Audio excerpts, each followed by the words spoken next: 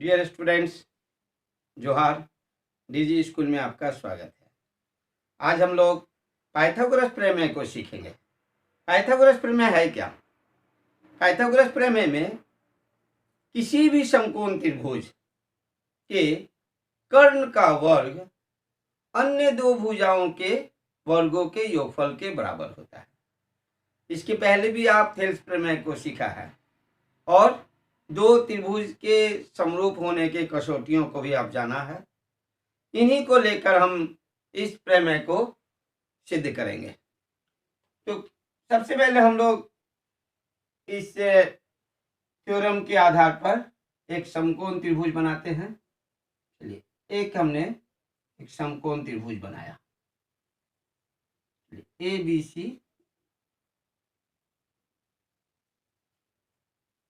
सी एक समकोण त्रिभुज है। ए बी सी जिसमें कोण ए 90, मान लिया कि ए बी सी एक समकोण त्रिभुज है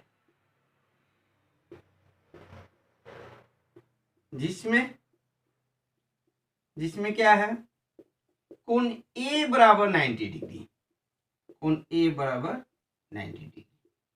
सिद्ध करना है कि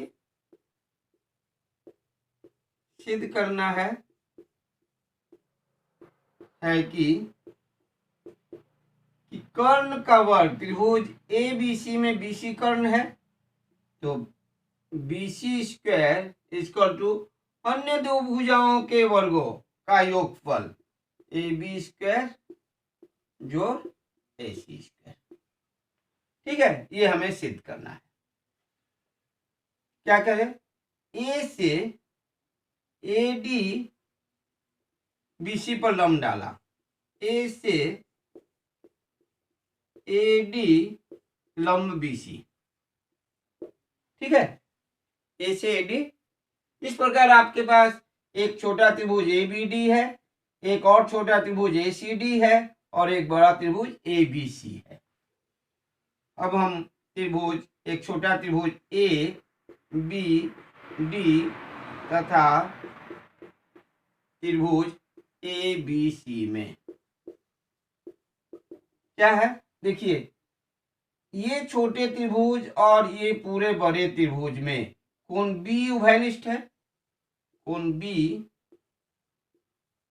उभयनिष्ठ है।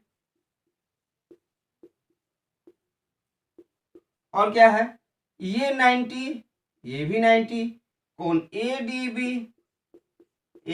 बी इक्वल टू कोण बी ए सी 90 डिग्री है। ठीक है, तो ए से क्या होगा, दो कोण यदि बराबर हो तो तीसरा कोण भी बराबर होगा। दोनों त्रिभुज ए बी डी समरूप होगा त्रिभुज ए बी सी का। ठीक है, यदि दोनों त्रिभुज समरूप हो गया तो क्या होंगे, इसके भुजाएं समानुपाती होगी।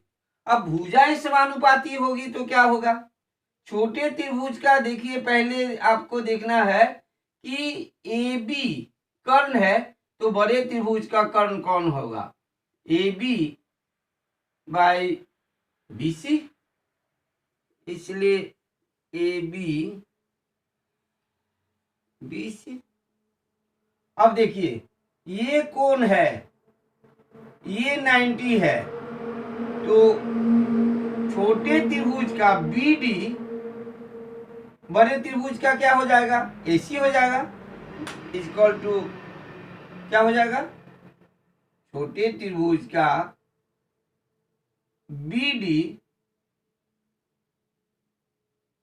बड़े त्रिभुज का क्या होगा, ये 90 हो जाएगा, ये 90 है, ये 90, ये है, तो ये बी डी ये ए बी हो जाएगा, means B D by A B.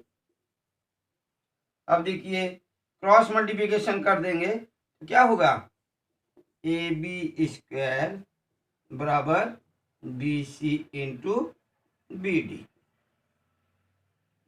B C into B D. चलिए इसे 1। अब इसी प्रकार अब ये त्रिभुज और ये त्रिभुज लेंगे और इसी प्रकार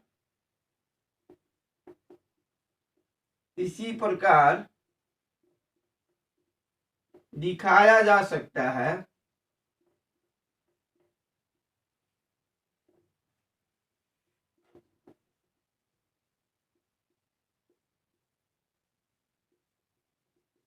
क्या, कि त्रिभुज ADC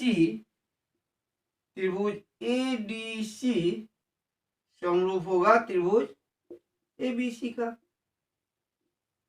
ठीक है, ADC ये पूरे त्रिभुज का, जिस तरह ये हम लोग सिद्ध किए इसी तरह ये भी समरूप हो गया।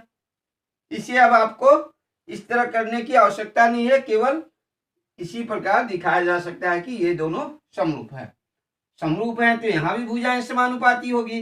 इस त्रिभुज का कर्ण AC, छोटे त्रिभुज का कर्ण AC, बड़े त्रिभुज का कर्ण BC।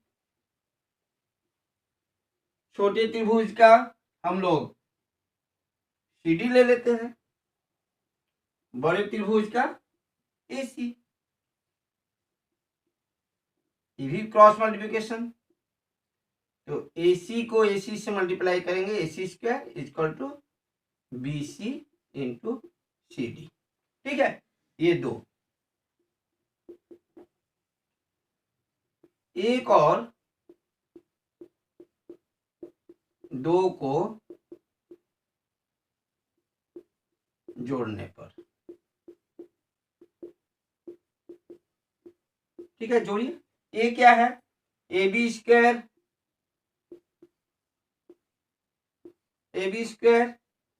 जोड़, बायां पक्ष को बायां पक्ष में जोड़ेंगे, AC स्क्वायर इक्वल टू इसके दायां पक्ष को दायां पक्ष में BC इंटू BD जोड़ BC इंटू CD, दायां पक्ष को दायां पक्ष में, और AB स्क्वायर जोड़ AC स्क्वायर, इसमें BC कॉमन, ये क्या हो गया, BD जोड़ CD। ठीक है, और अब AB स्क्वायर ज्यों का त्यों, AC स्क्वायर ज्यों का त्यों बराबर BC। अब देखिए BD में CD को जोड़ेंगे, आकृति में देखिए BD में CD को जोड़ेंगे, क्या हो जाएगा, BC। तो इसके लिए हम लोग BC दे दिए। अब और ये क्या हो गया, AB स्क्वायर जोड़ AC square equal to BC into BC square. यही तो आपको सिद्ध करना था। देखिए ये सिद्ध, यही सिद्ध करना है, बहुत ही आसान। Thank you.